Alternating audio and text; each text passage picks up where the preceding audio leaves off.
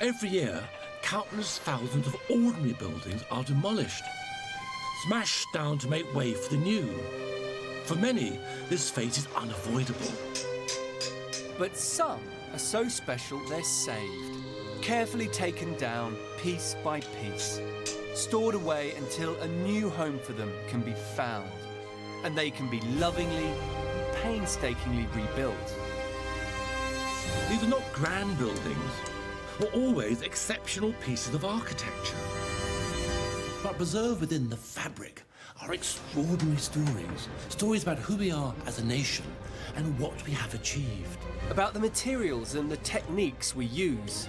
It's not as easy as it looks. And why we build the way we do. It just feels like you're making it the way it should be made. In this series, I'm going to uncover the hidden history behind these seemingly humble buildings to reveal there's not just the houses of the great and rich that have remarkable stories to tell. My grandfather was probably the first airman to die in the First World War. Goodness me. Well, I'll be seeing how these huge, incredibly complex jigsaw puzzles that were once buildings are actually put back together again.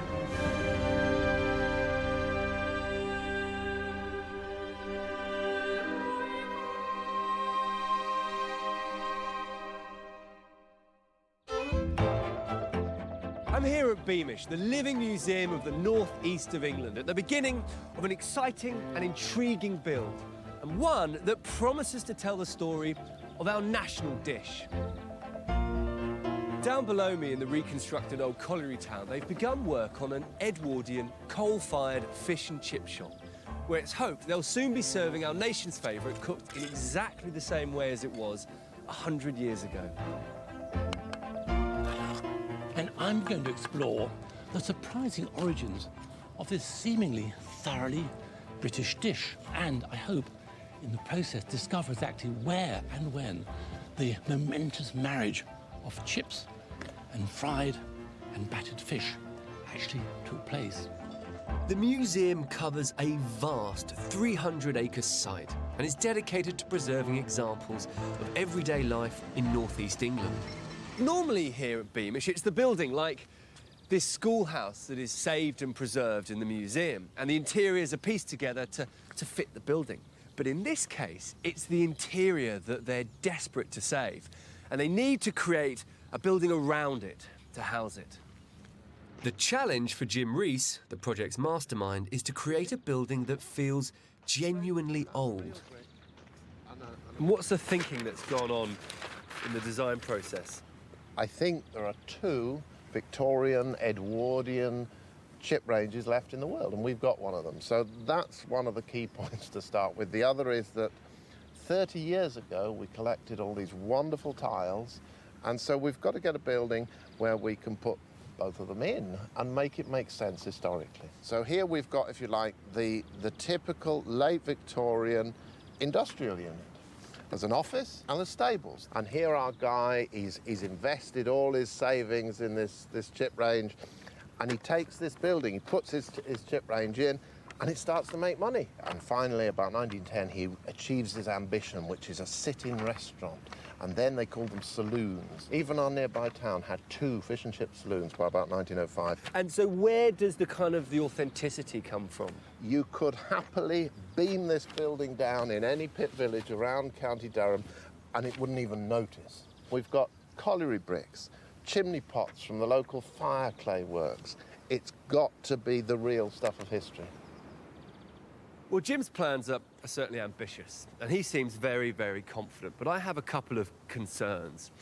The first is that he's trying to create this hybrid building, a sort of a jigsaw puzzle of pieces taken from here, there, and everywhere, and bringing those together and making it feel right to fit in with all these authentic buildings is going to be tough.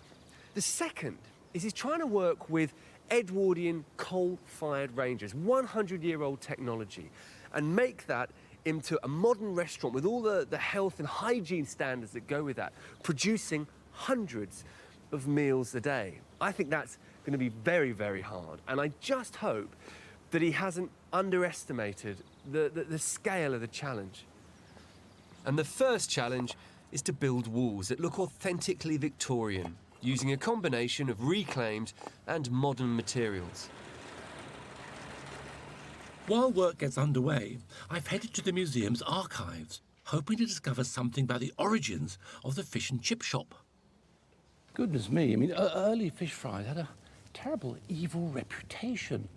The great Henry Mayhew, social observer, social reformer, had this to say in 1861.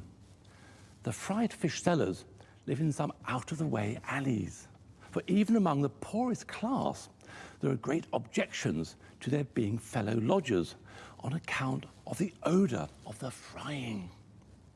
A gin-drinking neighbourhood, one Costa said, suits best, for people haven't their smell so correct there. And of course, if you remember, a few years earlier, Charles Dickens, writing Oliver Twist, had the frightful Fagin living in an area of fried fish warehouses. There's a good reason Dickens had Fagin, a Jewish character, living amongst the fish fryers. Because the earliest reference to fried, battered fish I can uncover comes from the 1830s, when it was called fried fish Jewish style. In the Jewish communities of Victorian East London, offcuts of any available fish were battered, fried, and then hawked on the streets as a cheap cold snack. Baked potatoes were also sold, but no chips. The earliest chip shops sprung up around the cotton mills of Lancashire in the 1860s, using the readily available cottonseed oil to fry potatoes in what was called the French method. It's not known for certain when Jewish fish first joined French chips, but by the 1870s, thoroughly British fish and chips were spreading like wildfire through the country's working-class communities. The museum's director, Richard Evans, has been researching these first fish and chip shops. It was actually a really important source of income for people, and often people who perhaps were down in their luck. You know, they needed a second source of income. Perhaps their main breadwinner had been hurt in an industrial accident. So they might have been serving fish and chips from a house like this, frying in the back, serving out of the front, right in the heart of the community. So you could plant a load of spuds in your front garden, get yourself a fryer, and start your own fish and chip shop? Yeah, there was very little legislation in the early years and quite a lot of fires and accidents, I should think, around it. But it was a real centre for the community. A family might eat from a fish and chip shop, or a pitman might eat from a fish and chip shop 3 or 4 times a week. These thousands of front-room enterprises in the back streets could be revoltingly squalid establishments, as another book in the archives reveals. Now, here we see an account written by a chap called Sir Shirley Murphy, obviously a bit of a stickler for health. He says, the conditions under which fish are cleansed and stored are, as a rule, most unsatisfactory. Numerous instances have been found where floors and walls were fouled with decomposing fish, slime, and excremental matter. Going out to the chippy in 1900 was obviously you'd be really rather taking your life in your hands. I just hope they're not planning to replicate those hygiene standards in our backstreet fish and chip shop. Work on the walls is already well underway, so I head over there to offer a helping hand to Kenny, the bricklayer. Right, where do you want them? Drop them on top of them, Charlie. Oh, I'm glad to see you working with these nice, modern, lightweight bricks. Oh, no, there's nothing like about these bricks. There's no holes in these like the modern-day bricks. They're a little bit longer, a little bit wider, and a little bit deeper. Well, you seem to be doing a very nice job here, so, shall I sort of muck it up a bit and have a go? You can have a go, Charlie, yes.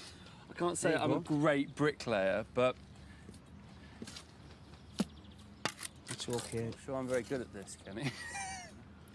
That's all right. Is that all right? Yeah, just tap it out. That's it. You're happy for me to put some of these bricks up? Because yes. Everyone's going to think you built this wall. It doesn't matter, you carry on. When I get this back filled, nobody will ever know. Right, so this is going underground? Yes. Is that why you're letting me do it? Yes. So these are colliery bricks, are they? Yeah, they were made at the old collieries, and all the local mines used to put in, just like you can see there, Howden, and that would come from the Howden mine. Amazing. I had no idea that collieries made bricks. This is one of my favourite ones. It's not that I love them bricks, but that's the only one I've seen with love written in it. That's a very well-made brick, though, isn't it? I mean, that's a much better made brick Oh, than yes. this. Decorative with the moulding. and- Yes. That's fantastic. Within the Durham area alone, there were more than 50 colliery brickworks, producing the millions of bricks that were required to feed the building boom of the Industrial Revolution. Colliery towns of the northeast, such as Tantoby, possess a distinct architectural charm and quality that's due largely to geology. When coal was sought in an area like this, workers' housing was needed rapidly and in large quantities. The solution was rather brilliant. The shafts were sunk, searching for the coal seam, and in the process, the overburden of clay that had to be removed to reach the coal was brought to the surface and used to provide cheap and readily available building material.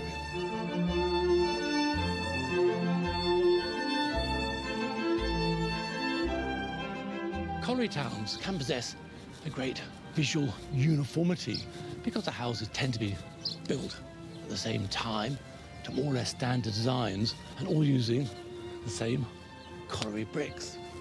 But bricks can possess beautiful, subtle variations of colour and tone depending on the mineral content of local clays.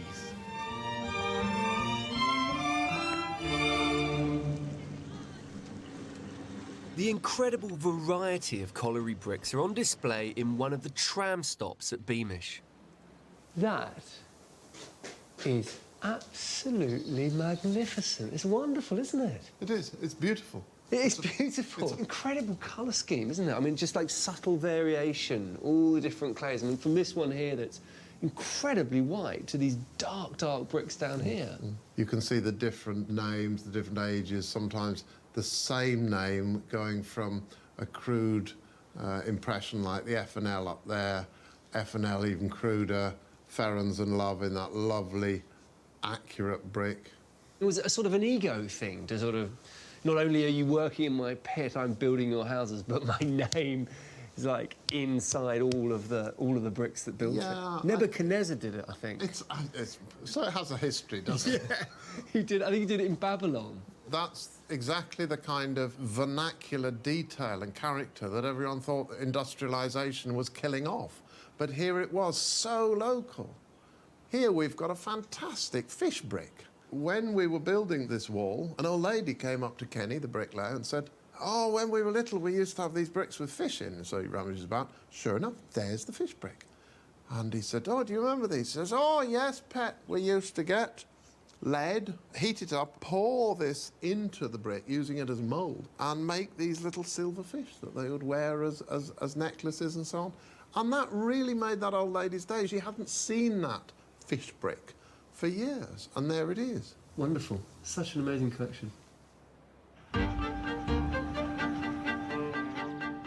After 3 months' hard work, Kenny's brickwork is high enough for the windows to be fitted.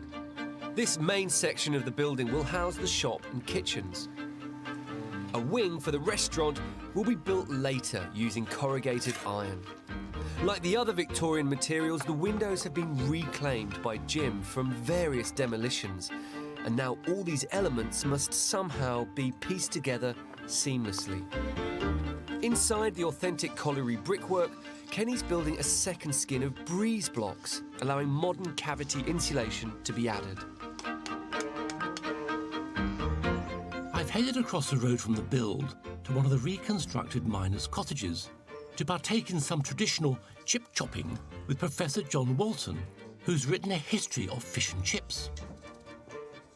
When do you think was the first time that fish and chips, fish battered or fried, came together as a dish and, you know, sold in a fish and chip shop? Well, there's no hard evidence for this because nobody knew at the time that it was going to be important. Yes, yes. And there are various claimants from the 1860s in Lancashire and the West Riding of Yorkshire, and Mossley and Oldham, really what's now Greater Manchester, mainly. So there was a boom in the Edwardian era, sort of around about, 1900.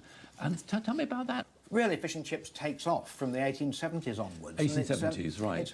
It's a mixture, I think, of rising working-class living standards creating demand, partly because of falling food prices, and the supply expanding rapidly because of the development of steam trawlers and refrigeration techniques, and of course railways to bring the fish quickly to inland consumers. So it's an almost kind of perfect storm of supply meeting demand and really churning things up.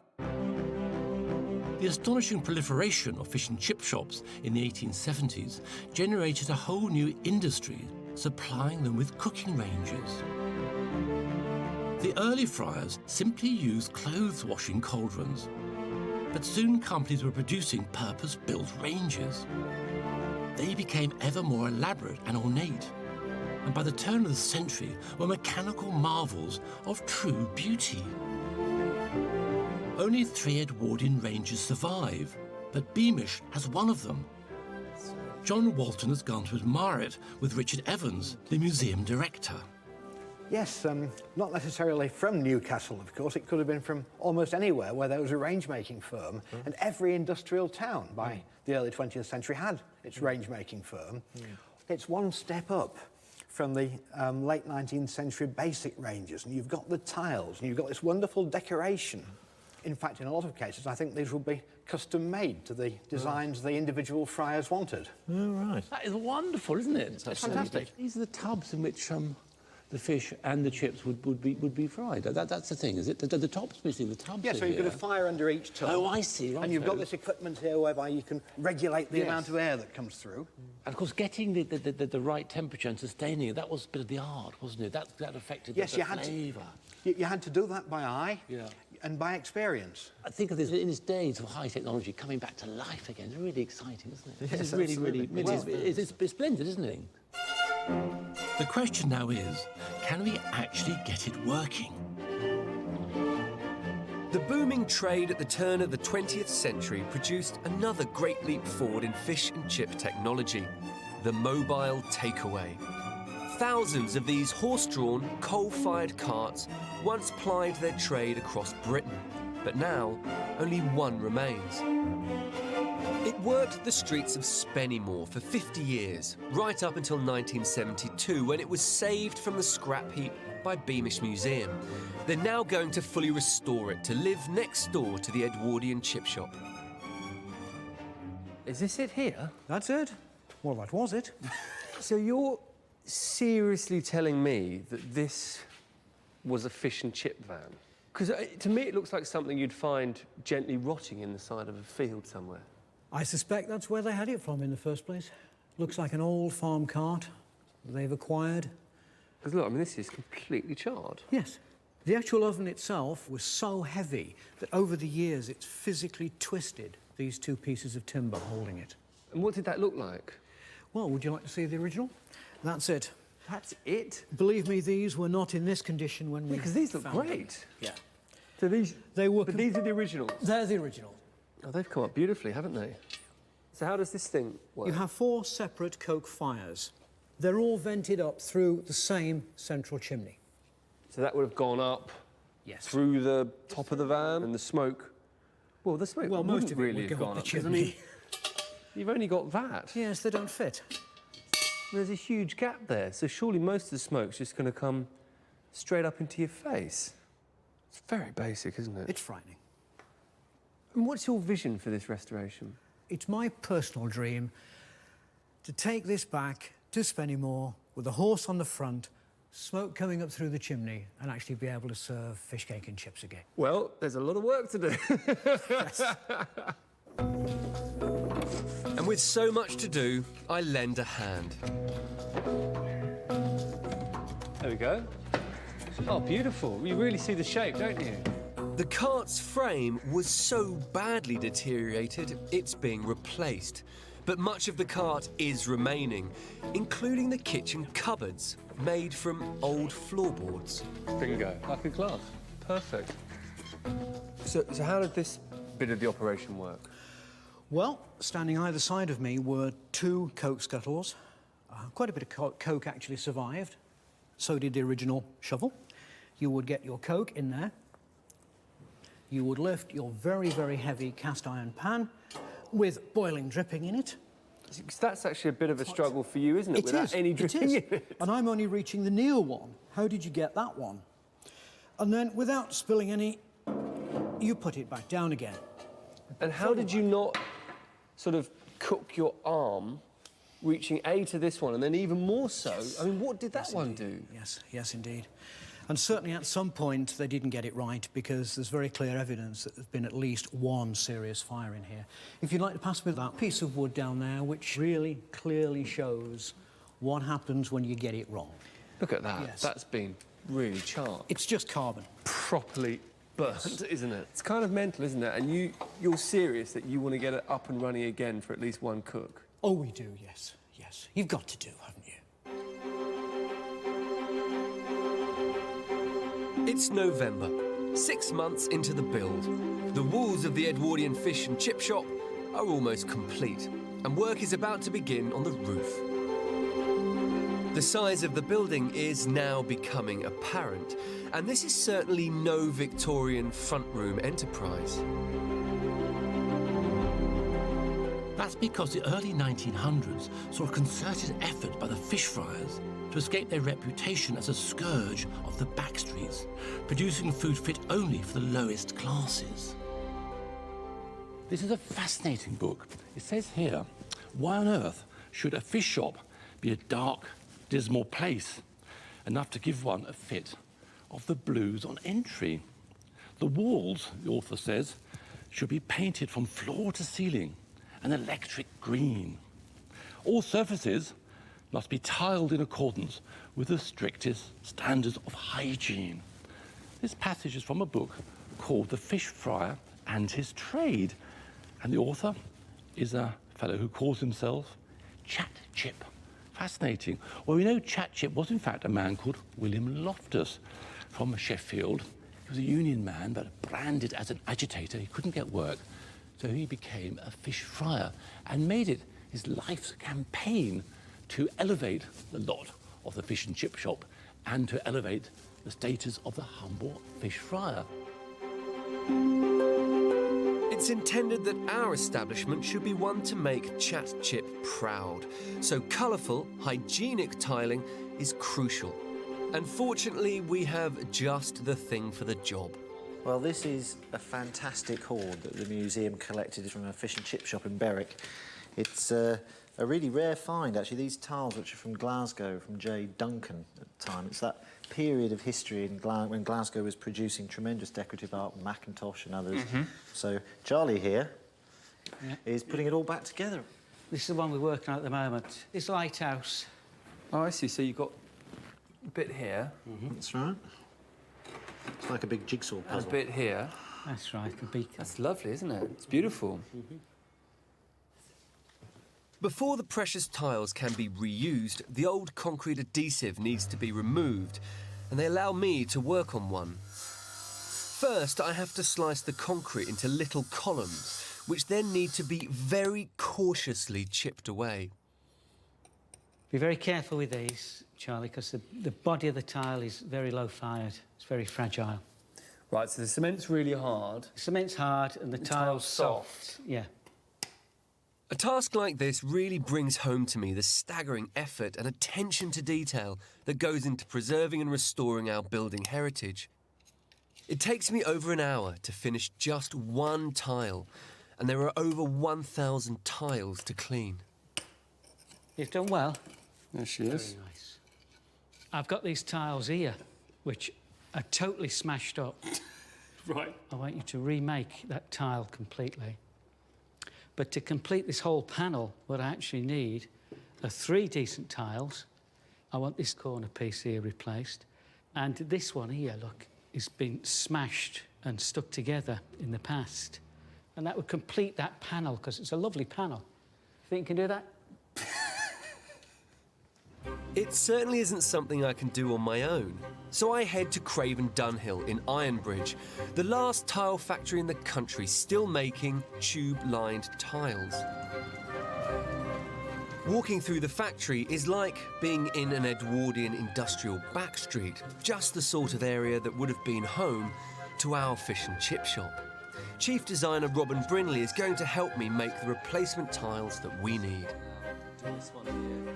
We can take the tube lining bag, Right. and that's filled with a liquid clay slip. Okay. It's So brown. that's literally just brown clay. Yes. Very yes. Well, heavily watered down. Yes. It's called slip trailing, basically because you are just trailing slip.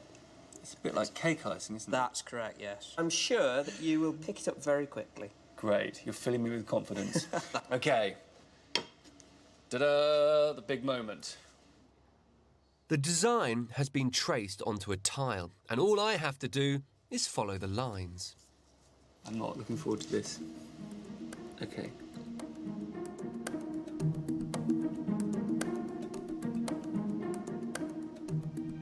You have to give it a bit of squeeze. I see. Right. That's it. Now it's... Once- Whoa! Yeah, now it's flowing too much, you're squeezing too hard.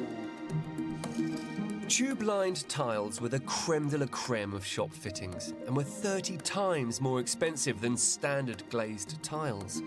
The technique produces a raised design, which more effectively caught the light in poorly gaslit shops.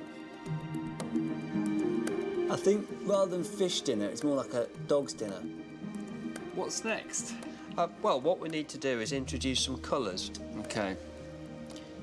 So if you apply it around the edge first, that's correct. That makes it easier to fill in. No. Okay. You covered it over, that's the main thing. That's the main thing. Yeah, Let's so think positive.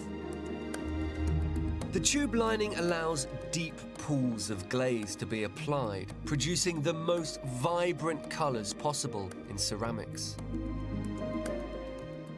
Hey! Done. Well done. That to me looks pretty poor. How does that turn into, these beautiful tiles? What's the next thing that happens? Once it's been fired, all those gorgeous colours will actually come through in the firing. Okay. So at the end, it will look completely different. 1 down, 2 to go. The Victorian obsession for walls of tiles in their shops reflected new scientific discoveries about the nature of hygiene. The concept there was a connection between cleanliness and health was well established by the 1860s, so the shop-going public wanted, when it went to food shops, to see the shops looking sparklingly clean, walls of tiles that could be scrubbed, washed down, no places for germs to lurk. This became particularly important for fish fryers.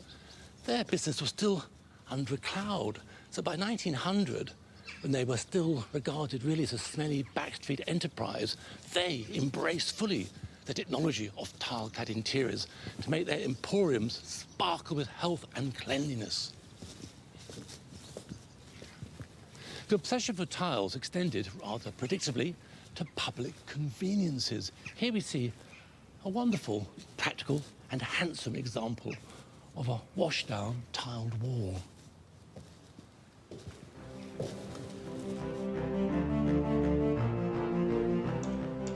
It's January, 8 months into the build, and despite a bitter winter, the traditionally made roof of the main chip shop is almost finished. The corrugated iron-clad extension has also shot up. Designed by Jim to look like a later addition, it will house the restaurant and give the impression the building has evolved over years. Fish and chip restaurants, known as saloons, began to appear in Edwardian times. They were the first restaurants within reach of the working classes. Soon fish and chip palaces followed, most famously Harry Ramsden's in West Yorkshire. With their oak panelling and wall-to-wall carpets, they allowed workers to escape the harsh realities of their normal lives, if only for a few hours. Our saloon is far humbler. In the story Jim's invented for the building, it's a low-cost later addition, thrown up using cheap corrugated iron cladding. I'm not sure many people would say this, but I absolutely love corrugated iron. It is the most incredible building material, and while today it's very everyday and very commonplace, when it was patented in 1829, it must have seemed like it was from a very bright future indeed. It is the most perfectly functional material. It's very light, it's very easy to transform. It can be bent, rolled, formed. And it's incredibly versatile, so you can sling it over any simple, lightweight timber or steel frame, anything, in fact, make it waterproof. And because of these characteristics of lightness and ease of transportation, millions of kit houses were manufactured and sent right across the world, from gold prospectors in California, all over Australia, Africa. In fact, there's almost nowhere in the world that hasn't been revolutionised by crinkly tin. The building may be nearing completion, but Richard has some bad news about the interior restoration. Well, I'm afraid we've had a bit of a problem with the early range. What? I mean, it's broken? It's broken. It was adapted later in its life for gas. And because it's such a rare surviving example from the turn of the 20th century, we can't really bring ourselves to damage it in the course of to make it back function would actually damage it as a historic artefact. So what are you going to do? Abandon the fish and chip shop? Well, ideally we'd like to use an Edwardian range. We do have one from a slightly later period, a 20s range that we've collected. So would you like me to show you that? Yeah, I'd love to. Oh dear, it's a bit of a sorry state, isn't it? The top's missing. Yes. You're happy to restore this one. This is not that historic. Well, it's much less rare. This 1920s range here, we can adapt. Right. And we can get it up in working order. Wow. You're looking slightly doubtful. It looks like a lot of work. Is it really a viable option, getting this thing up and running again? Well, I certainly hope so. Although it's looking a bit sorry, the fire bricks will be renewed, but, you know, the tiling will be, you know, restored and, where possible, reused. So it won't be entirely replaced. Fortunately, the fish and chip cart restoration hasn't suffered any major issues, and the bodywork is now complete. Before the stove is finally fitted, the team decides a test firing would be prudent. But a few tweaks may be needed before the stove is lit inside the cart. 9 months into the build, the exterior of both the fish and chip shop and saloon extension are complete. We're now weatherproof, the weather can throw anything at us. Now we've got to do ranges, tiles, counters, get it going, but we're just running now. But there's some really nice little features that I'm seeing. Obviously, all the windows are different. That's on purpose. Deliberately, to show that evolution, you've got the sash window with its thought-out, quasi-scientific airflow, open the top, open the bottom of the Victorians, and you're heading towards, you know, it's the first glimpse of the hideous 1970s picture window with a top light opening bit. It's cheap, it's quick, you just whack it together.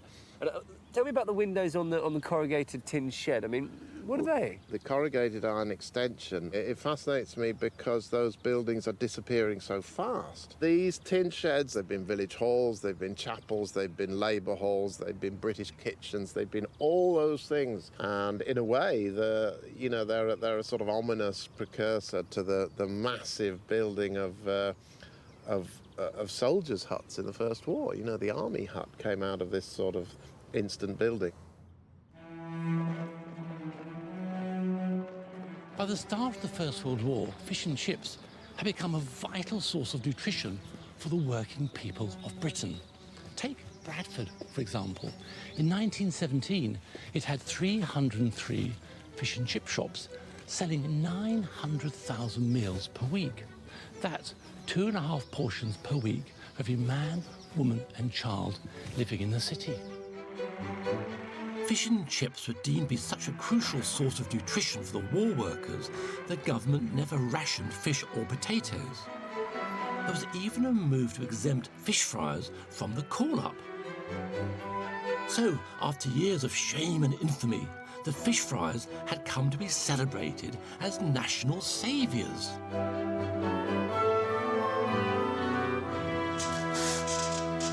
Work has now begun on the interior, and the painstakingly restored tiles are being fitted. But they're still missing the 3 broken ones. Well, I brought some of the tiles. Now, this is what we were... Yes. That's the one that was very badly damaged, the sort of seascape one. Yeah. This was our totally had it end of the boat. Yeah. And obviously there was a complete missing one I went... It's a moment of revelation. It is. I went and tried to make replacement one for this. Yeah. Now, I have to say, it wasn't as easy as I thought it was going to be. Are you breaking it in gently? Well, you've got the shape. Look at it. It's dreadful. The guy helping me realised it was so rubbish that, bless him, he had to go and do it properly. No, that's a bit more... So you can all relax. Yeah, and so then that's that one. I mean, it's wonderful. The colour is perfect. And then this is the one, you know, the missing tile that we never had. seen. Right. The bottom of the boat. Ah, the bottom of the boat. See, Jim knows this. That is fantastic. Charlie is a skillful guy. He couldn't do it.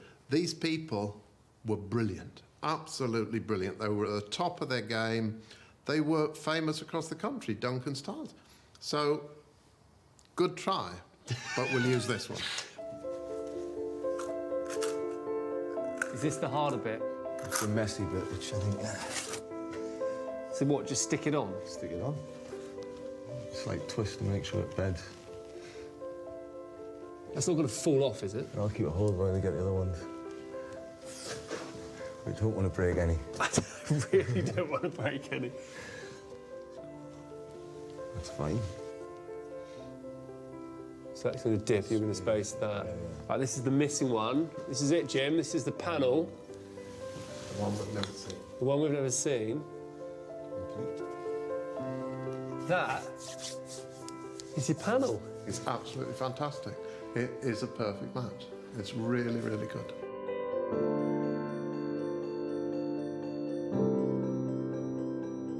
It's only when you see these tiles restored and back on the wall that you actually kind of get a real sense of how powerful and evocative they are and how bright and fresh those colours must have seemed to someone who's spent a day in the darkness of the mind. Imagine, you know, coming out of there, being filthy, washing yourself off, coming up, getting a lovely hot fish supper, sitting down, looking at these evocative scenes, and for just a while, sort of being transported to a distant place.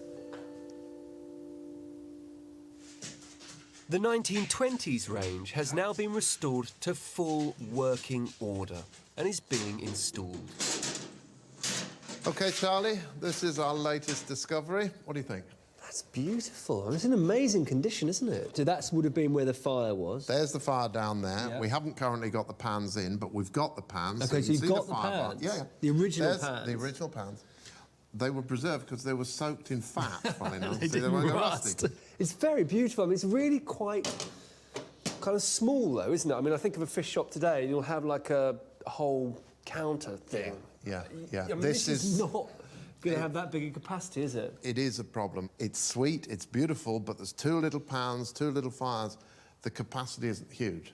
The good thing is that we've found something else that will at least speed up our chip production.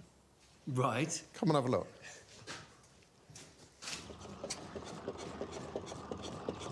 Jim? Yeah. What is that? That's a state-of-the-art chip chipper. From when? This engine is 1909 gas engine. If you look in the books and catalogues, how to do a chip shop, in the Edwardian period, this is the exact model that was being recommended to the up-and-coming chip shop owner just before the First War. So how does it work? It works by the gas comes in, into the cylinder, it's driving a little belt, the belt's driving a little chain. Inside here, the little teeth are going round, and if you want to pop a potato down there... Which, 2 holes? The big hole. It's a big potato. Right, and then push it down with your hygienic pusher, and out should come your chips. Look at that. French fries? Yeah. Not bad, eh? So you're going to use this, are you, in the shop? With a... This is a test bed. It'll be clean and spotless, and we'll have a hygienic plunger. Well, it's fantastic. Absolutely fantastic. Although marvellous, the gas chipper alone isn't going to solve the chip shop's capacity problem. But I've discovered that in nearby Winlayton Mill, there's another old, traditionally coal-fired range that may offer a solution. Evening, gentlemen. Lovely. Very nice to meet you. Gosh, and what a wonderful range. Yes, it's well preserved, really. But the obvious point is you're not frying tonight. Why is that? No, well, really the reason is because in 2007 our mother died, and she left instructions that had to be the end of the business. But she really just thought that it was time for us to have early retirement and enjoy life. And it's incredible to meet someone who's actually, you two chaps have toiled with for years a coal-fired range. I mean, can you show me how it works? Expert on the frying, so... Yes, what we used to do, we put some newspaper in first. In the morning, sort of... Put some newspaper on. OK. And then you would put some sticks on. Yeah. Stir it alight. And then once the sticks got alight, you started putting your coal on. So you've got fish there, chips in that one. Chips in that, and that's a backup. Yeah, that's just a backup one, that one.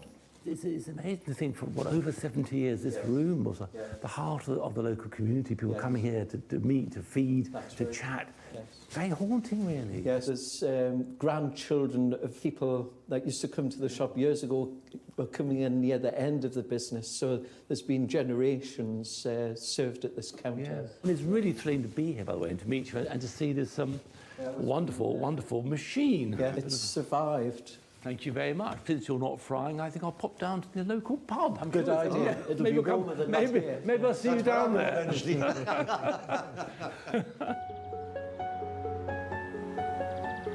Although the Davey brothers' range is 1930s rather than Edwardian, it has the capacity Beamish desperately needs. So it decided to add it to the fish and chip shop, meaning that one of the few remaining coal-fired ranges left in the country will not only be saved from the scrap heap, but will be fully restored and soon frying once again. Well, it is an emotional day already. It's one of those days we'll never forget, I suppose. It's been amazing that we were found, so to speak, and it's been able to find a good home, and it will be well cared for, and it's there for posterity.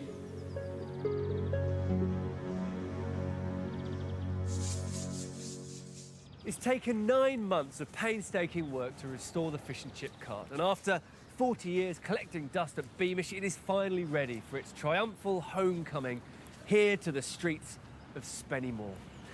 And what's going to be fascinating to see is if anyone can remember the once famous Berryman fish and chip cart.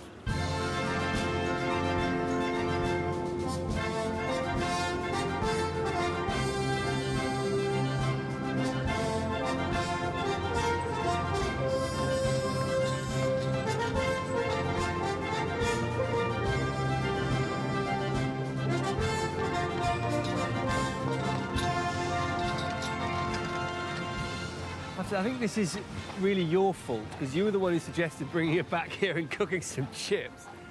So, how does it feel? Oh, it's brilliant. I waited a long time for this. It's the pleasure in restoration for me, is to make something live again, breathe again. I think we better get out of her way. That's it.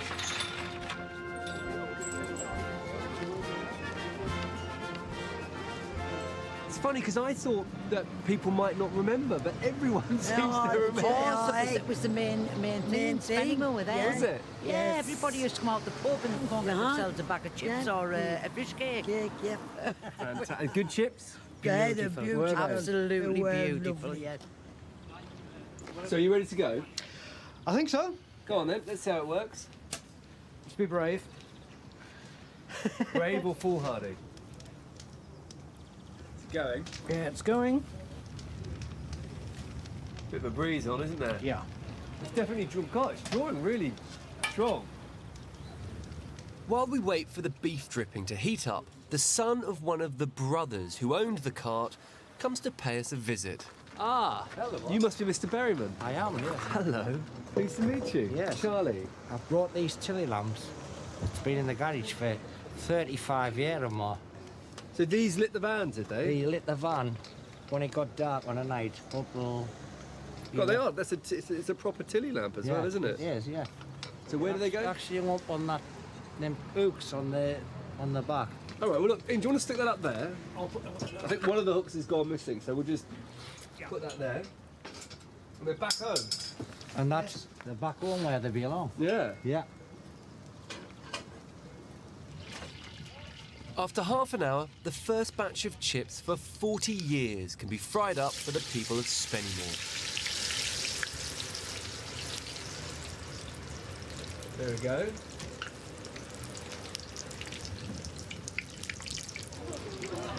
Right, kids. Nah, go on then. No, don't. How good are they? Yeah, 11 out of 10. Huh? Very nice. 11 out of 10? 11 out of 10 for the chips. Even the mayor turns up for a bag of chips. No salt, just vinegar. There you go, I hope you like them. Thank you. They look nice. There you go. Go on, have a try. See what you think. Was the Berryman van a kind of a really iconic part of the community? There's no doubt about that whatsoever. Anybody that came into the town, whether it be from Spennymoor or the surrounding area, they always made on a night for their chips at that van. And what's this here? That is the Berryman's chip van, done by Mr. George Teasdale.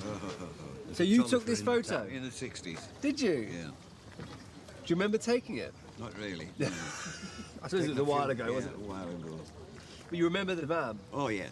It was in the High Street, opposite the Waterloo pub. That's not there anymore. In the 1900s, there was about 5 or 6, well, about 5 chip vans in Spennymoor. Really? Happy days, yes. That's an amazing document. It's obviously a really important part of the local community.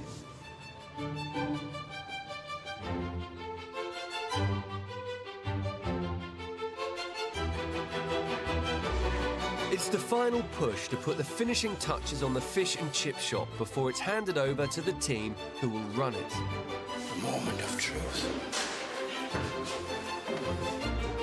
The Davey Brothers 1930s range has been rejuvenated and is being installed. Jim has also managed to source another authentic Edwardian gem. I never thought I'd need to explain, but that's a toilet cistern. Cisterns have gone lower down the wall. In the old days where people had hearty and thick diets, the water needed a bit of acceleration from on high, so you pull the chain and it came roaring down with a wonderful noise. This cistern's rather good because it's a typical working class housing cistern. It's wood lined with lead. The toilet itself might look well worn. It's actually what they euphemistically call new old stock. It is extremely old, but it's never been used. It's never seen action. It is a rare species of toilet known from workhouses and poor people's outside toilets that was actually entirely made of salt glaze rather than white, expensive glaze. I don't think I've ever seen one in use, but we're going to see one in use. The Rangers can now be connected to the flue, and the team has assembled for the crucial smoke test. If it doesn't go right, everybody's going to be looking at me. But there's some bushes behind. I'll just disappear quietly into the bushes. It'll be fine.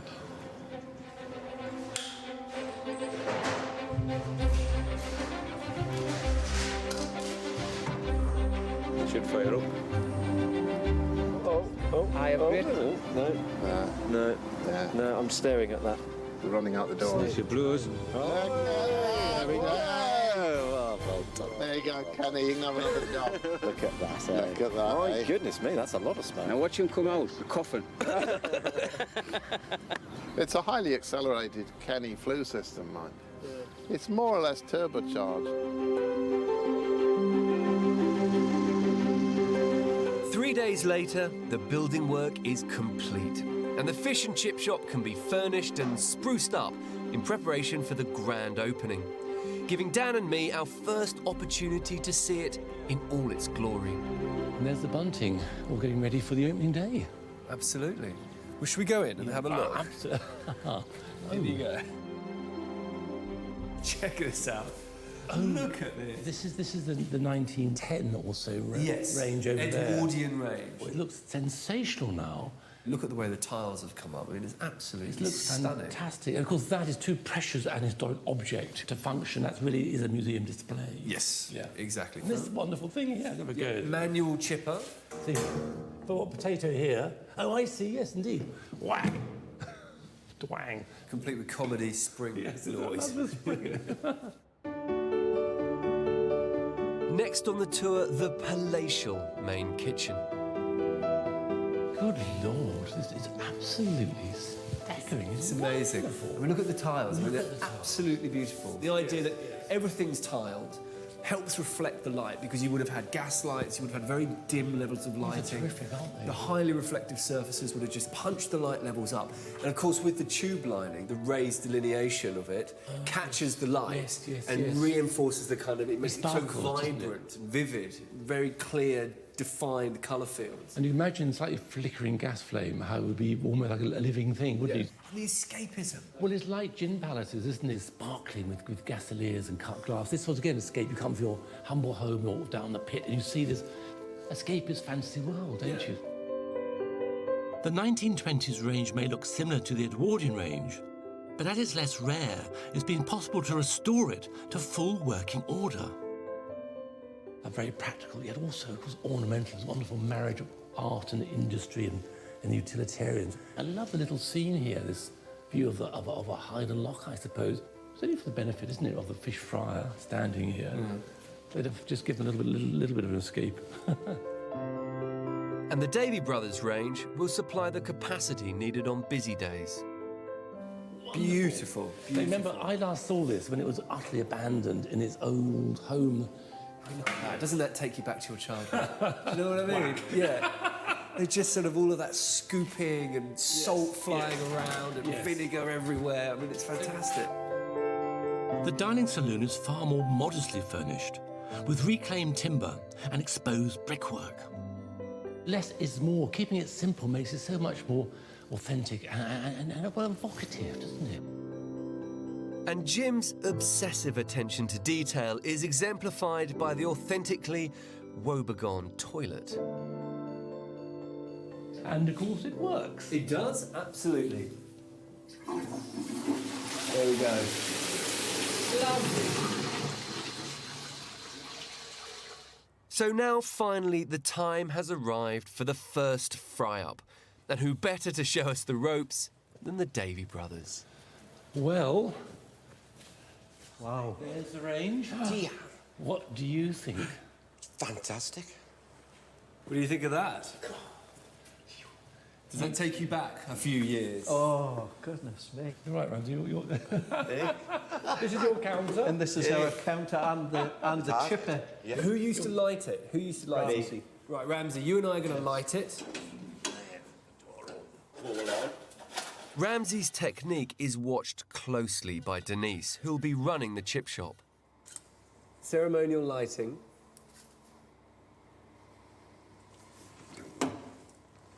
That's it. I seize the opportunity to get my hands on that chipper. So do you want to be the first to use it? You have to keep the potato that way up. Very understanding. And That's I'm going to keep my hands reasonably well away from... Yeah. And then straight down. Oh, Lord. And then remember to remove my fingers. It should be okay now. If you wish to do I've another. done this before. That's not a bad potato. That's a great potato. And doing them that way means you get a nice long potato. The other way, short and fat, no good. I want to experiment the other way. Of course, I'm being very slow. Dan, where are the chips? We need the chips pretty soon. Good heavens, patience, but I shall take this as a challenge. Let's speed up the operation. Oh, God, I might get a finger in with the chip.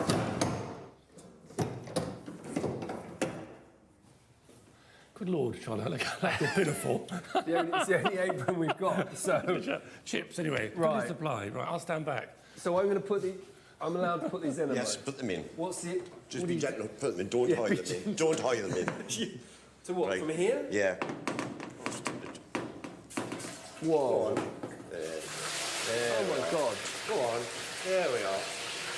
Yeah. Right. In the stir. They are definitely cooking, aren't they? Definitely are. Well, we've done it. we have a coal-fired fish and chip shop. Well done, everyone. Well done, Charlie. everyone. Well done. Well done, Ramsey. And here, with that wonderful noise, isn't it? There it is.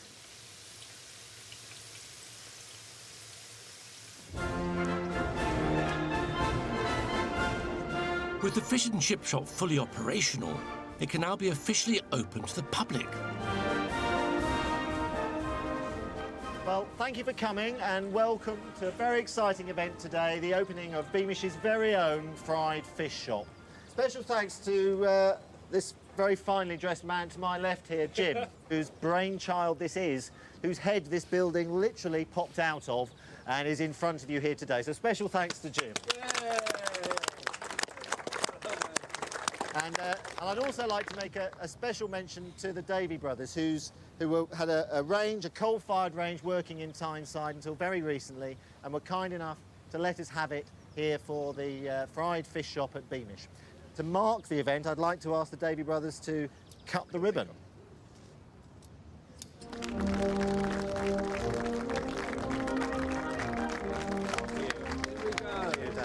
Come on then, in you go, in you go. After you, Charlie. Lovely, thank you very much.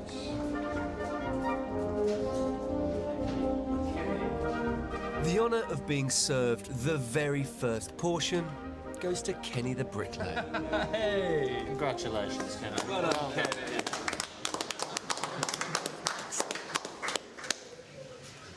Would you like Wonderful. some salt? Next time we'll have to open a brewery. The public are next in line. They're cooked in proper dripping. The only thing it is far better. Better than oil and all these newfangled concoctions. Yeah, they are just as good as what we used to have 40, 50 years ago when we were kids. It feels very good to see that finally open. Very good indeed. It's the smell, the taste, the sight. It isn't walking around and looking at the world's oldest chip range in a glass case. All of us are used to fish ranges smelling of fish and chips, which isn't odd until you see one that doesn't. But to go in there and it's hot and it smells right and people are laughing and joking, I think that's great. I think everyone associated with this build has ended up very proud indeed. Because they've started from scratch, it's been an enormous challenge to bring together the ranges, the colliery bricks, the windows, and to create a coherent building that feels right. And I think Jim and his team have more than achieved that, because they've created a building that clearly and quietly tells the story of the incredible rise of fish and chips. And that's an important story because of the fundamental role that fish and chips has played in working communities across Britain. I think at last I understand how this humble food has become of such national importance. Fish and chips is, of course, very nourishing, tasty. It's always been relatively cheap, but more important, it represents a fusion of cultures, a fusion of the Jewish emigre culture of East London with the working class communities of the north. It represents, in a particular way, a portrait of Britain. And isn't it wonderful the way fish and chips started as a rather dubious backstreet industry and then blossomed to occupy splendid, palatial emporia like this.